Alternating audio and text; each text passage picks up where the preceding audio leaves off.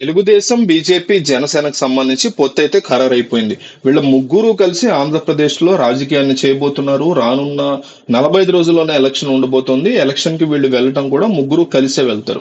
ఏ ఏ ప్రాంతాల్లో అయితే బీజేపీ పోటీ చేస్తుందో అక్కడ సైకిల్ గుర్తు గాని, గ్లాస్ గుర్తు గాని ఉండవు ఓటు వేయడానికి. అట్లా డిఫరెంట్ నియోజకవర్గాల్లో ఎక్కడెక్కడ సీట్ల కేటాయింపు జరిగిందో ఆ రకంగా వీళ్ళు పోటీ చేస్తారు. బానే ఉంది.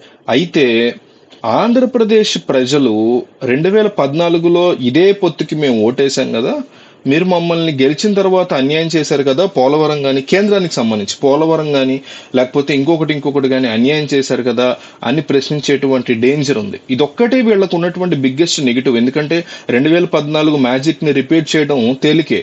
ఎందువల్ల అంటే అప్పట్లో మోడీ గాలి ఎట్లా ఉందో ఈ మూడో టర్మ్ లో కూడా మోడీ గాలి కాస్త పెరిగిందని అంటున్నాయి దేశవ్యాప్తంగా ఉన్నటువంటి పవనాలు. 370 సీట్ల వరకు బీజేపీ ఒంటరిగా ఎన్డీఏతో కలిపి 400 సీట్లు కొట్టే ఆలోచనలో ఉన్నటువంటి బీజేపీ ఎన్నడూ లేనంత హైలో ఉన్న మోడీ యొక్క చరిష్మా స్టామినాని ఈసారి ఎన్నికల్లో ఉపయోగించుకోవడానికి చంద్రబాబు నాయుడు ఆలోచిస్తున్నారు. కేవలం అదొకటే కాదు, కేంద్ర ఎన్నికల సంఘం కానీ, గెలిచిన తర్వాత కేంద్రం నుంచి నిధులు కానీ, ఇట్లాంటివన్నీ సాధించుకోవడం కోసం ఆయన ప్రయత్నాలు చేస్తున్నారు. అయితే జనసేన పార్టీకి ఎందుకు పొత్తుకు వెళుతున్నాము అంటే, ప్రతిపక్షం యొక్క ఓటు అంటే ప్రభుత్వ వ్యతిరేక ఓటుని చేల్చకుండా ఉండడానికి వెళ్తున్నాం అని పవన్ కళ్యాణ్ అయినా చంద్రబాబు అయినా చెప్తున్నారు. కానీ బీజేపీ విషయంలో ఆ మాట చెప్పలేకపోతున్నారు. ఎందుకంటే అసలు బీజేపీకి ప్రభుత్వ వ్యతిరేక ఓటే రాదు. 1% మాత్రమే ఓటు బ్యాంక్ ఉంటుంది బీజేపీకి ఆంధ్రప్రదేశ్ లో. గత ఎన్నికల్లో అది ప్రూవ్ అయింది. మహా అయితే పెరిగితే 0.2% ఏమైనా పెరుగుతుందేమో కానీ అంత మించి పెరిగే పరిస్థితి లేదు. సో ఇట్లాంటి సిచ్యువేషన్స్ నడుమ చంద్రబాబు నాయుడుకి నరేంద్ర మోడీ ఒక స్ట్రాంగ్ ఫార్ములా మంత్రం ఇచ్చినట్టుగా తెలుస్తోంది. ఆ మంత్రదండం ఏంటంటే, ఆంధ్రప్రదేశ్ కి మోడీ వచ్చినప్పుడు జగన్మోహన్ రెడ్డి యొక్క పాలన గురించి తీవ్రంగా క్రిటిసైజ్ చేయబోతున్నారు. గడిచిన ఇన్ని సంవత్సరాల్లో కేంద్రం నుంచి అప్పు తీసుకుని పంచిపెట్టడం తప్ప తనకి బెటర్మెంట్ అనేది చెయ్యలేదు. తాను ఇంకా ఇసుక లేదా మద్యం ద్వారా ఆదాయాన్ని పొంది ఆ డబ్బులు వెనకేసుకున్నారు. అందువల్లే ప్రజలకి పంచుడు కార్యక్రమంలో ఎక్కడ కరప్షన్ లేదు, లేదంటే పంచుడులో కూడా కరప్షన్ కార్యక్రమాన్ని చేపట్టేవారు జగన్ అని స్వయంగా నరేంద్ర మోడీ ఆంధ్రప్రదేశ్కి వచ్చి చెప్పడానికి ఆలోచిస్తున్నారు.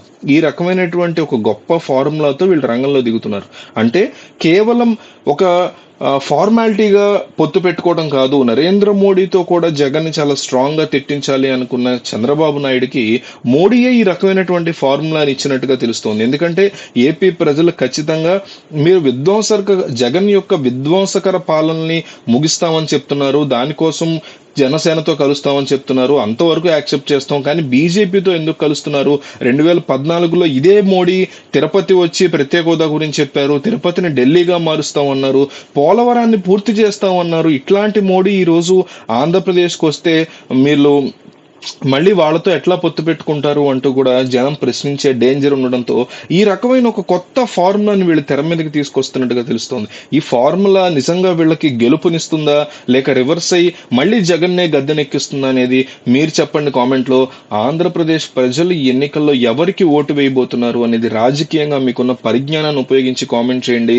వీలైతే క్లియర్ కట్ గా రాసుకురండి. లేదు మీకు టైం లేదంటే vote for Jagan, vote for Chandrababu. జనం ఎవరి పట్ల ఉన్నారు అనేది మీరు ఇచ్చే ఒక్క కామెంట్ తో క్లియర్ కట్ గా అర్థం కావాలి. కాబట్టి వీడియో చూసి వెళ్ళిపోకుండా కంపల్సరీ కామెంట్ చేయండి.